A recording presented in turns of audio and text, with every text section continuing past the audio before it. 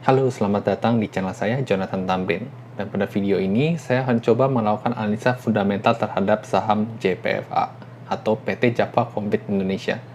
Nah, kenapa saya pilih PT Java Compete ini?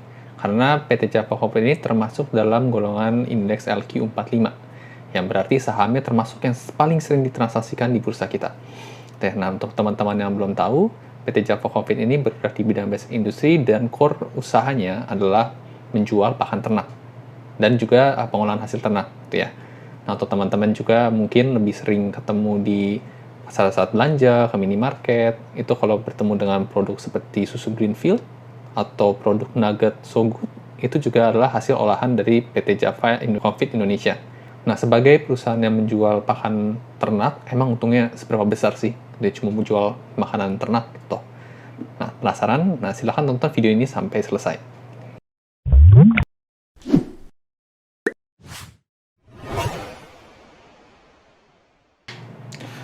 Oke, sebelum kita mulai lanjut ke analisanya, saya ingin menyatakan terlebih dahulu bahwa video ini bukanlah bertujuan untuk memberikan saran untuk menjual atau membeli suatu saham.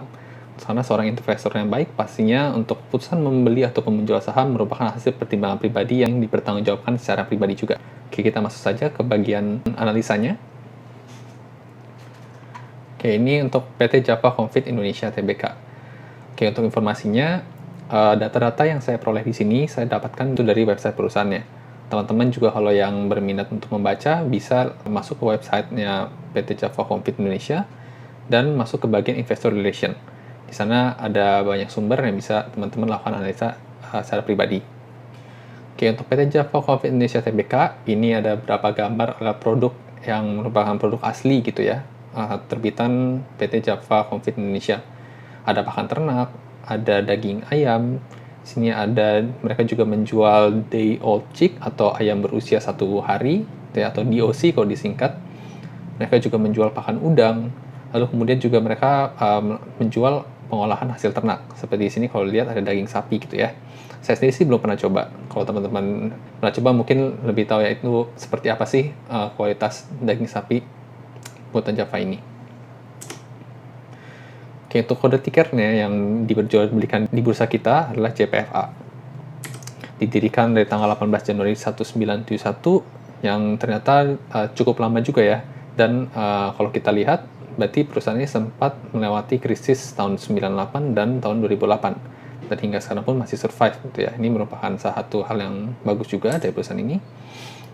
Lalu kemudian perusahaan ini juga go public atau melistingkan sahamnya di bursa efek kita tahun 89. Untuk kepemilikannya sendiri, 52,43% sahamnya dimiliki oleh Java Ltd, yang berada di masyarakat sebesar 47,51%, dan sebesar 0,06% ini dibeli kembali oleh PT Java Compete Indonesia. Dan untuk teman-teman tahu, untuk PT Java Compete Indonesia ini merupakan produsen pakan ternak dan DOC kedua terbesar di Indonesia. Ya. Oke, kita masuk ke bagian analisanya. Kita masuk ke bagian revenue. Saya paling suka kalau memulai pembahasan itu dari bagaimana perusahaan tersebut memberikan earning power-nya, gitu ya. Kalau kita lihat dari revenue-nya di sini, dari data tahun 2014 sampai tahun 2019 sekilas meningkat terus gitu ya. Ini berarti hal yang baik. Dan untuk kalau kita lihat lebih dalam lagi, per growth-nya antar tahun bisa kita lihat sekitar 2%, 8%, 9%, ada yang tahun 2018 yaitu sekitar 15%, tapi di tahun 2019 menurun lagi 8%. Ya, meskipun memang masih kebanyakan single digit gitu ya, di bawah 10%, tapi poin baiknya adalah masih terus meningkat dari tahun ke tahun. Nah, kalau kita lihat sendiri untuk CAGR-nya adalah sebesar 8,5%.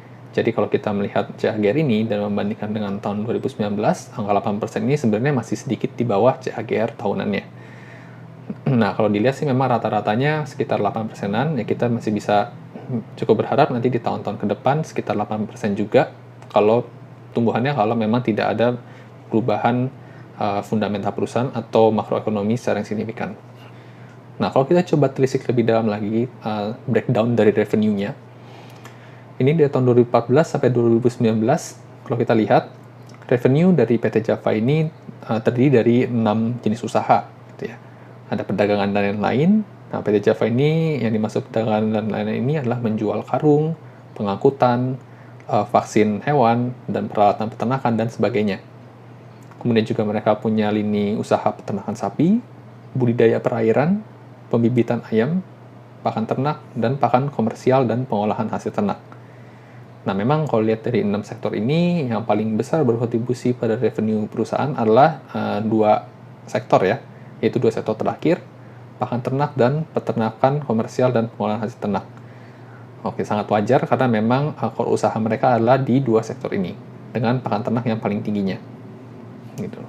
Juga kalau dilihat, untuk revenue breakdown ini dari tahun ke tahun komposisinya kurang lebih selalu serupa, adapun perubahan tidak terlalu jauh signifikan, sehingga bisa dikatakan dengan mengevaluasi revenue yang terus meningkat dari tahun ke tahun di slide sebelumnya, berarti bisa saya katakan kalau di pertumbuhan revenue setiap sektor usahanya ini cukup merata gitu ya. Jadi semuanya ikut meningkat secara stabil. Kita masuk ke bagian gross profit margin, operating profit margin, dan net profit margin. Nah, berdasarkan analisa yang saya lakukan, ini bentuk dari tabelnya dari tahun 2014 sampai 2019. Nah, kalau kita lihat di sini, di tahun ini atau tahun 2019 kemarin, baik itu GPM, OPM maupun NPM-nya tidak sebaik tahun sebelumnya. Ya, terlihat dari gross profit margin-nya tahun ini 19,39, di tahun sebelumnya 21,19%. Nah, GPM ini sebenarnya sih semakin tinggi berarti semakin baik ya, karena tandanya berarti perusahaan bisa lebih efisien dalam memproduksi bahan yang akan dijual sehingga bisa meningkatkan margin keuntungannya. Nah, kalau mau dilihat dari rata-ratanya lagi untuk GPM-nya dari 6 tahun terakhir adalah 17,96%, OPM-nya 8,56%, dan MPM-nya 4,2%.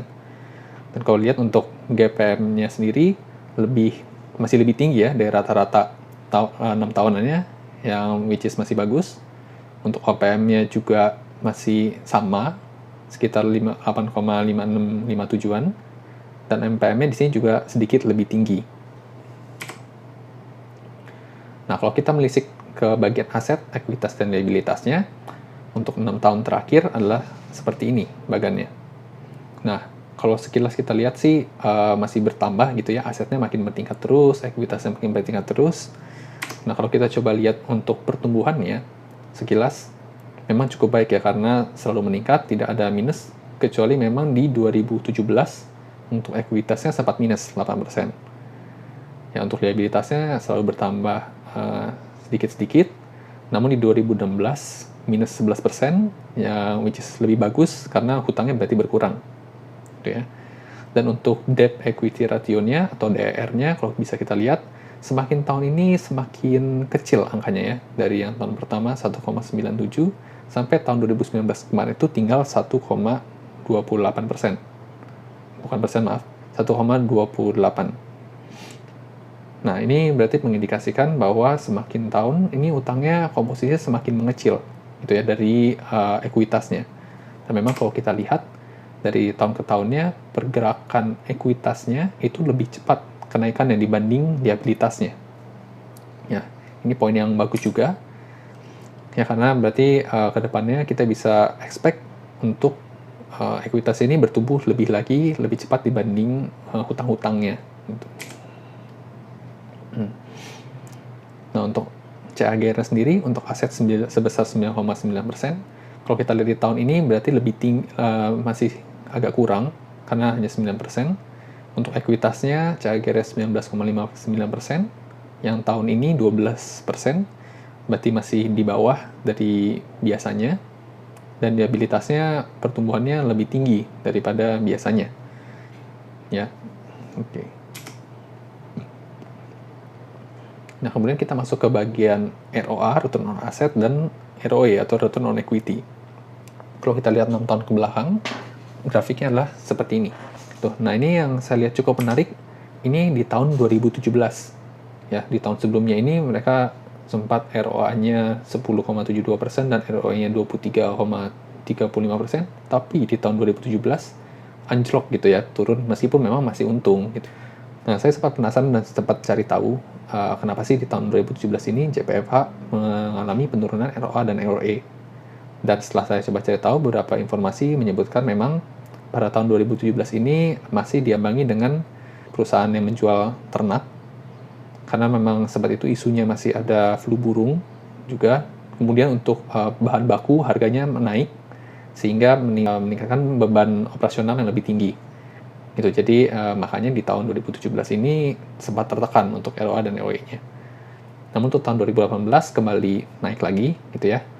Tapi untuk di tahun 2019 kemarin ini malah turun lagi. Jadi ini sih sebenarnya agak naik turun, kurang stabil juga naiknya. Jadi bisa jadi pertimbangan juga teman-teman kalau memang memutuskan untuk membeli atau menjual saham ini. Untuk rata-rata ROA-nya sendiri selama 6 tahun terakhir adalah sebesar 6%, di mana tahun ini adalah 7%, berarti lebih tinggi. Dan kemudian ROE-nya rata-ratanya 14,88%. Dan tahun kemarin 16,3%, 39%. Yang berarti masih lebih tinggi juga memang dari rata-rata 6 tahunannya. Nah, kemudian kita masuk ke dalam segi harga. Ya. Ini adalah gambar yang saya ambil dari Google. Ya, dengan mengetik kode ticker akan muncul price-nya seperti ini. Ini adalah price per sampai 17 April untuk gambar Google-nya gitu ya. Namun untuk data yang saya tampilkan di bawah ini, untuk price saya ambil setiap 1 Maret, kecuali yang tahun 2019. Ini saya ambil data terakhir di 21 April. Ya, 21 April ini harganya Rp845. Gitu. Nah, kalau sekilas dilihat, untuk PBV-nya atau price to book value-nya, memang dari tahun ke tahun ini sempat turun, kemudian sempat naik lagi, gitu ya.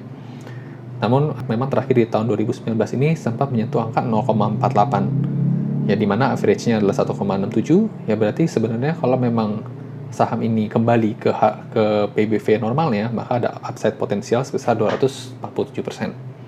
PER-nya sendiri juga, atau price to earning ratio-nya, sempat menyentuh 50 kali di 2014, namun di tahun 2019 ini hanya 5 kali. 5,61 kali lebih tepatnya. Ya, kemudian untuk harganya sendiri juga sempat menyentuh 1.600-an di tahun 2017, namun saat ini bertengger di harga Rp845. Nah, kalau saya lihat dari rata-rata 6 tahunnya harganya adalah Rp1.234, berarti bisa saya simpulkan untuk upside potensialnya sebesar 47,73%. Yaitulah ketika jika harganya saat ini bisa kembali ke harga rata-rata 6 tahunannya. Oh ya, untuk JPFA sendiri ini sempat menyentuh harga tertingginya di bulan Februari 2019, yaitu sebesar 2.950 per satu lembar saham. Nah, bisa dibayangkan kalau harga saat ini 845, menyentuh kembali ke harga tertingginya di 2.950, berarti sudah lebih dari 200% berarti bisa untungnya, seperti itu. Nah, kita masuk ke bagian dividen. Untuk dividen ini, saya melampirkan data dividen payout ratio dan dividen yield-nya. Nah, kalau dilihat, untuk dividen payout ratio-nya ini selalu meningkat gitu ya. Kecuali memang untuk tahun kemarin sempat turun ke 54,05%, namun memang masih lebih tinggi dari average 5 tahunannya, yaitu 46,83%. Untuk dividen yield-nya juga, untuk tahun ini meningkat, yaitu 9,63%, di mana rata-rata 5 tahunannya adalah 5,39%. Nah, ngomong-ngomong kenapa nih 5 tahun, kok nggak 6 tahun? Ya, karena di tahun 2014, JPFA ini tidak memberikan dividen. Jadi perhitungannya dimulai dari tahun 2015 ke depan. Nah, kalau kita lihat dari tabel di bawah, untuk tabel harganya, itu di 2014 sampai 2019, ini adalah yang tabel yang tadi, saya copy ulang ke sini. Nah, kemudian ada hal yang cukup menarik saya lihat di sini, yaitu untuk dividen payout ratio di 2017 dan dividen yield di 2017. Nah, ini dividen payout ratio-nya menyentuh 57,2%, tapi dividen yield-nya cuma 2,87%. Di satu sisi, dividen payout ratio-nya naik, tapi dividen yield-nya turun. Nah, kalau kita coba lihat lebih dalam lagi, di harga di tahun 2017 ini adalah 1.630 per satu unit sahamnya. Nah, ini cukup menarik karena dari analisa-analisa sebelumnya tadi kita lihat bahwa di 2017 ini banyak mengalami tekanan sebenarnya. Seperti tadi harga bahan bakunya meningkat, terus adanya isu flu burung masih ada, terus kemudian daya beli masyarakat yang juga dirasa masih belum memadai. Nah, tapi uniknya di tahun 2017 harga sahamnya malah naik. Gitu. Nah, sehingga mempengaruhi dividen payout ratio dan dividen yield-nya. Sekian analisa fundamental saham JPFH dari saya. Kalau tadi lihat sekilas ternyata jual pakan ternak itu nggak sedikit gitu ya, untungnya bisa triliunan. Apa sebaiknya saya pindah profesi aja gitu ya, jadi penjual pakan ternak? Nah, menurut teman-teman bagaimana? Apakah saham ini layak untuk dikoleksi? Apakah harga sekarang sudah murah? Nah, teman-teman bisa silahkan komen di bawah ini. Jangan lupa subscribe dan share juga ke teman-teman kalian yang akan mendapatkan manfaat dari video ini. Oke, terima kasih. Sekian aja analisa fundamental dari saya. Sampai jumpa lagi di video saya yang berikutnya. Bye.